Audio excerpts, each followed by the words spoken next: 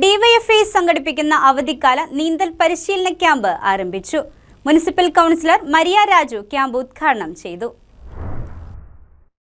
DYFI Kothamangalam municipal north മേഖലാ കമ്മിറ്റിയുടെ ആഭിമുഖ്യത്തിലാണ് അവധിക്കാല നീന്തൽ പരിശീലന ക്യാമ്പ് ആരംഭിച്ചത്. കഴിഞ്ഞ 10 കൊല്ലങ്ങളിലധികമായി ഡിവൈഎഫ്ഐ അവധിക്കാലത്ത് കരിങ്ങഴത്തോട്ടിൽ സൗജന്യമായി നീന്തൽ പരിശീലനം നടത്തിവരുന്നുണ്ട്. വർഷം തോറും 50-ലധികം കുട്ടികളാണ് ഇവിടെ പരിശീലനം നേടുന്നത്.